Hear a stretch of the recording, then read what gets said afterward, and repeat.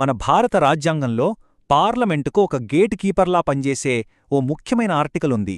అదే ఆర్టికల్ 102. అసలు ఇది ఎందుకు ఇంత కీలకం, దీని వెనుకున్న కథేంటి? పదండి లోతుల్లోకి వెళ్ళి చూద్దాం. అవును, కరెక్టే. ఎన్నికల్లో గెలిస్తే సరిపోదు. అసలు ఒక ఎంపీగా ఉండటానికి కొన్ని క్వాలిఫికేషన్స్ ఉండాలి. మరి ఆ క్వాలిఫికేషన్స్ లేకపోతే ఏమవుతుంది? అదే చెప్పేది ఆర్టికల్. సరే, ముందుగా ఒక విషయం స్పష్టం చేసుకుందాం. ఈ ఆర్టికల్ అనేది ఏదో శిక్ష వేయడానికి కాదు. ఇది మన ప్రజాస్వామ్యాన్ని, పార్లమెంటు గౌరవాన్ని కాపాడే ఒక రక్షణ కవచం లాంటిదన్నమాట. అంటే దీన్ని ఒక శిక్షగా చూడొద్దు. పార్లమెంటు సభను క్లీన్గా, పవిత్రంగా ఉంచే ఒక తాళం చెవిలాగా చూడాలి. ఒక వ్యక్తి ఎంపీగా కొనసాగాలంటే మినిమం ఉండాల్సిన అర్హతలేంటో ఇది ఫిక్స్ చేస్తుంది. ఇక్కడ మనం ఒక ముఖ్యమైన తేడాను గమనించాలి. ఎన్నికల్లో గెలవడమనేది ప్రజలిచ్చే తీర్పు. అది ఒక వ్యక్తిని సభలోకి పంపుతుంది అంతే. కాని ఆ సభలో కొనసాగే అర్హత ఉందా లేదా అనేది మన రాజ్యాంగం తేలుస్తుంది. అర్హత లేకపోతే గెలిచినా సరే ప్రయోజనం ఉండదన్నమాట. అయితే ఒక పార్లమెంటు సభ్యుడు ఏ కారణాల వల్ల తన అర్హతను కోల్పోతాడు? రాజ్యాంగం చాలా స్పష్టంగా ఓ 5 ప్రధాన కారణాలను చెప్పింది. అవేంటో ఇప్పుడు చూద్దాం. ఇవి 5 ఆటోమేటిక్ ట్రిగ్గర్లు. అంటే వీటిలో ఏ ఒక్కటి జరిగినా సరే వెంటనే అనర్హత వేటు పడిపోతుంది. మొట్టమొదటిది, ప్రభుత్వంలో లాభదాయక పదవిలో ఉండటం.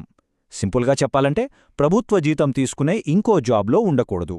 రెండోది, కోర్టు గనక ఎవరినైనా మానసికంగా అస్వస్థుడు అని తేలిస్తే. మూడోది, దివాలా తీయటం, అంటే అప్పులు కట్టలేని పరిస్థితి అని అధికారికంగా ప్రకటించబడటం. నాలుగోది, వేరే దేశ పౌరసత్వం తీసుకోవటం. చివరిగా ఐదోది, పార్లమెంటు చేసిన ఏదైనా చట్టం కింద అనర్హులుగా తేలటం.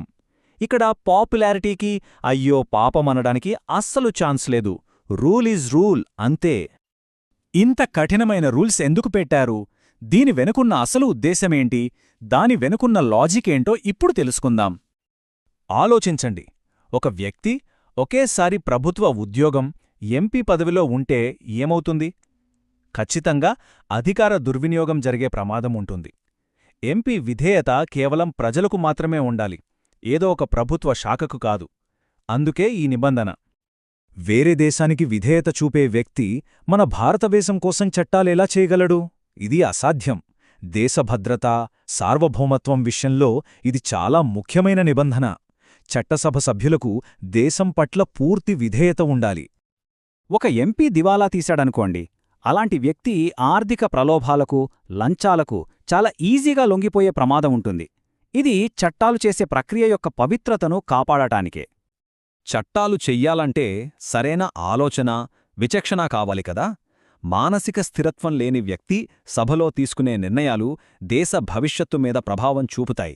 అందుకే కోర్టు నిర్ధారించిన తరువాతే ఈ నిబంధన వర్తిస్తుంది. ఇది పార్లమెంటు నిర్ణయాల సమగ్రతను కాపాడటానికి. సరే, ఒకవేళ ఎవరైనా ఈ రూల్స్ని బ్రేక్ చేస్తే ఏం జరుగుతుంది? దాని పర్యవసానాలు చట్టపరంగా, రాజకీయంగా కూడా చాలా చాలా సీరియస్గా ఉంటాయి. ఇక్కడ కీలకమైన విషయం ఉంది. ఆర్టికల్ 102 కేవలం అనర్హతను నిర్ణయిస్తోంది. అంటే ఒక గేట్ కీపర్లా పనిచేసి బయటకు పంపుతుంది అంతే. కానీ ఆ ఉల్లంఘనలో ఏదైనా నేరం ఉంటే దానికి శిక్ష వేసేది భారతీయ న్యాయ సంహిత బిఎన్ఎస్ లాంటి క్రిమినల్ చట్టాలు. చూడండి, కొత్త బిఎన్ఎస్ చట్టం ప్రకారం శిక్షలు ఎంత స్ట్రిక్టుగా ఉన్నాయో. ఫర్ ఎగ్జాంపుల్, తప్పుడు అఫిడవిట్ ఇస్తే 2 ఏళ్ల జైలు, డాక్యుమెంట్లు ఫోర్జరీ చేస్తే ఏకంగా 7 ఏళ్ల వరకు శిక్ష పడొచ్చు. అనర్హత వేటు పడ్డాక కూడా సభకు హాజరవడం లాంటి నేరాలకు కూడా చాలా తీవ్రమైన శిక్షలున్నాయి. క్రిమినల్ శిక్షలే కాదు, పొలిటికల్గా కూడా భారీ నష్టముంటుంది. ఎంపీ సీటు వెంటనే ఖాళీ అవుతుంది. కొంతకాలం పాటు ఎన్నికల్లో పోటీ చెయ్యకుండా అనర్హత వేటు పడుతుంది. ఇది వాళ్ల రాజకీయ జీవితాన్నే కాదు, వాళ్ల విశ్వసనీయతను కూడా దెబ్బతీస్తుంది. కొన్నిసార్లు వాళ్ల సొంత పార్టీ నుంచే బహిష్కరణకు గురయ్యే అవకాశం కూడా ఉంటుంది. ఇక చివరిగా అత్యంత ముఖ్యమైన విభాగానికి వచ్చాం. ఈ మొత్తం ప్రాసెస్లో మనలాంటి సాధారణ పౌరుల పాత్ర ఏంటి? రాజ్యాంగాన్ని కాపాడటంలో ప్రజలు ఏం చేయగలరు? పౌరులకు కొన్ని పవర్ఫుల్ చట్టపరమైన మార్గాలున్నాయి. ఒక అభ్యర్థి అర్హతపై అనుమానముందా? ఎన్నికల కమిషన్కు అభ్యంతరం చెప్పొచ్చు. తప్పుడు అఫిడవిట్ ఇచ్చారని ఆధారాలున్నాయా? హైకోర్టులో ఎలక్షన్ పిటిషన్ వేయొచ్చు. ఆర్టీఐ అంటే సమాచార హక్కు చట్టం ద్వారా అఫిడవిట్లు, సర్వీస్ రికార్డులు లాంటివి అడగొచ్చు. అనర్హత వేటు పడ్డే ఎంపీ ఓటింగ్లో పాల్గొంటే నేరుగా హైకోర్టు లేదా సుప్రీంకోర్టును కూడా ఆశ్రయించవచ్చు. అంతిమంగా మనం గుర్తుంచుకోవాల్సింది ఒక్కటే, కేవలం ప్రజలు ఎన్నుకున్నంత మాత్రాన సరిపోదు. ఎంపీగా కొనసాగాలంటే రాజ్యాంగం చెప్పిన అర్హతలు ఖచ్చితంగా ఉండాలి. అర్హత లేకపోతే రాజ్యాంగమే వాళ్ళని బయటకు పంపేస్తుంది. ఎందుకంటే రాజ్యాంగం ముందు అందరూ సమానమే.